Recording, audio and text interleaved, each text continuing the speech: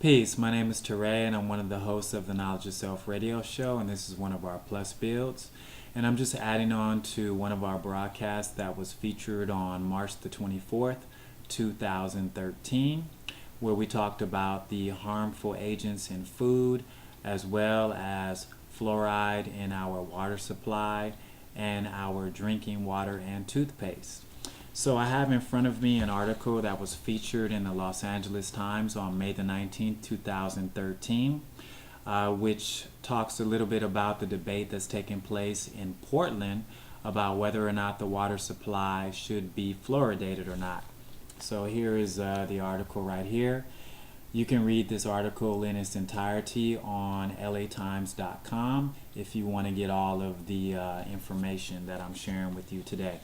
So I just wanted to point out a few salient points from this article to encourage you to do a little bit more research about this issue that has been debated for at least over 30 years, if not longer than that. So to begin with, you need to be aware that there are two major African American organizations which are debating this issue about whether or not fluoride should be put in the water supply there. The first of those two organizations is the Urban League, and they are basically proponents of fluoridating the water supply. And their feeling is that people of color in Portland have the highest percentage of tooth decay and cavities. Therefore, putting fluoride in the water supply would reduce those instances of cavities and tooth decays among people of color, mainly children. The opponents of this issue are led by the NAACP, and their feeling is that by putting fluoride in the water supply, you're going to put people at risk. So I just want to share a couple of quotes from this article. And the first of these quotes comes from the National Association for the Advancement of Colored People, the NAACP, which says, quote, "Leaders were worried about lacing the water with a mineral that might aggravate diabetes-related kidney problems whose incidence rate is higher in the black community." So they also featured a couple of other arguments from people who are totally against fluoridating the water supply in Portland. One of those comes from the Sierra Club chapter, which warns that, quote, "Fluoridation could put traces of arsenic, lead, and other heavy metals in the Columbia and Willamette rivers, jeopardizing not only threatened populations of salmon, but human health as well." Now, the proponents who are advocating that the water supply be fluoridated have been quoted in saying that the state of Oregon has approximately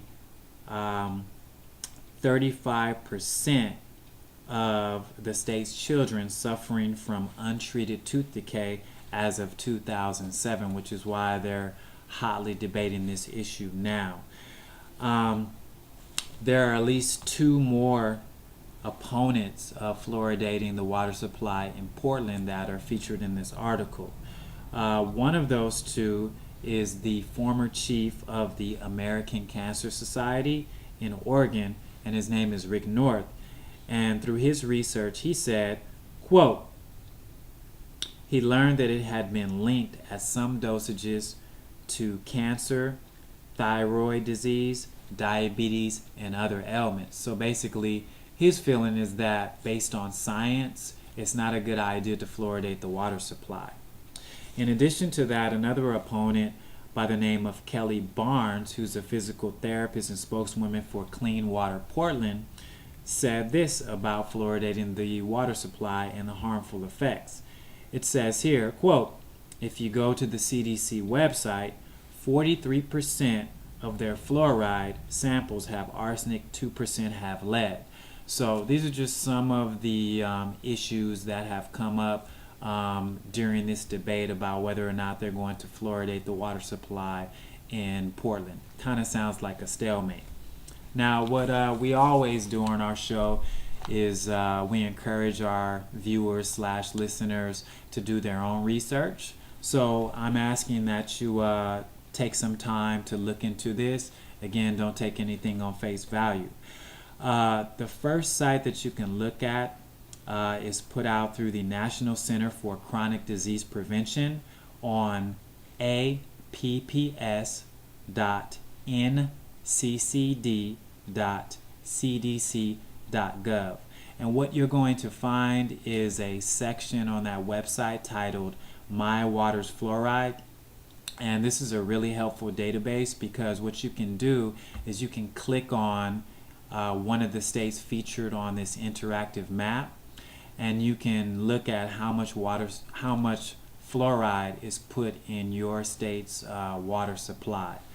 In addition to that, I just wanted to add on to some of the detrimental effects that science has discovered about using fluoride in the water supply, because most scientists argue, the ones who are arguing against using fluoride in the water supply, say that you cannot monitor the amount of fluoride that is being consumed by people as a result of using tap water, taking showers, and so forth and so on. So one of the things that I found in my research is that fluoride calcifies the pineal gland. And the pineal gland is primarily attributed to regulating biorhythms in the body as well as melanin production in the body. Aside from that, fluoride is said to extract calcium from bones. So what you'll find is over a long period of time, when people have high dosages of fluoride in their body, it actually softens and weakens the bones. So you kind of find this typical in some elderly people. Another source that you can use to do more research about this topic is the California fluoridation table.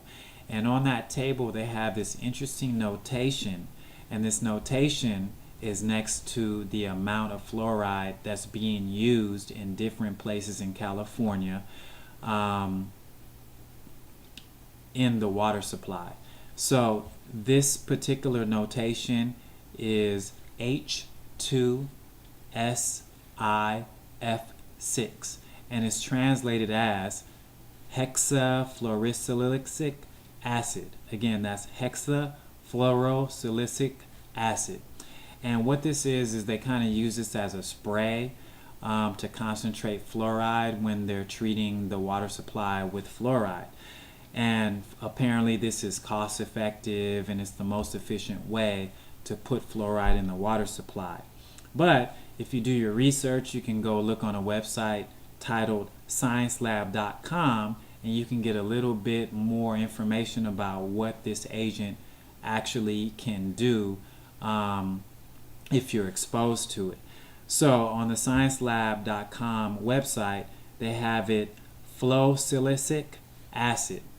And what I saw is that this particular chemical attributes to toxic or toxicity being released in the lungs, as well as mucous membranes. I'm sure some of you in the past, if you're still using fluoride toothpaste, or you've seen loved ones use it, they can, they'll be brushing their teeth, and sometime before they finish, or maybe after they finish brushing their teeth, they have to spit mucus out. So that, according to science, is one thing that's considered a side effect of a high dosage of fluoride use. According to a website called fluoridealertorg, they say that 5 milligrams of fluoride is considered lethal. So consider that with the amount of fluoride that's being used in the water supply, and that amount you can't necessarily control because we use water every day through the tap, we take showers, we bathe in it. You can't really monitor exactly how much fluoride is entering your body on a given day, but 5 milligrams is considered lethal.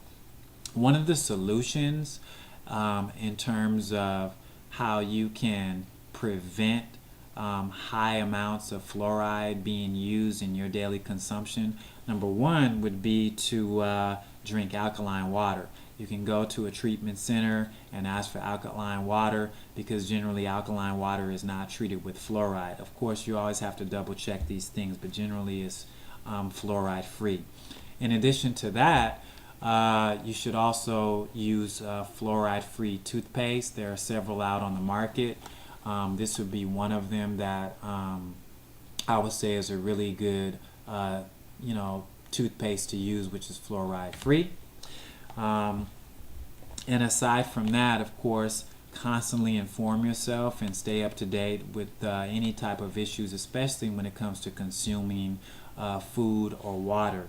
I would encourage our listeners to watch a documentary titled The Fluoride Deception, which kind of gives you a really good view about the history of fluoride being used in the water supply and some of the pros and cons of this issue. Of course, we always advocate on our show that you should never take things for face value and that you should always do your own research about anything we share with you. And I would like to thank you for taking the time to watch this Plus build about fluoride. And my name is Teray, and I'm one of the hosts of the Knowledge of Self radio show. We'll see you soon. Peace.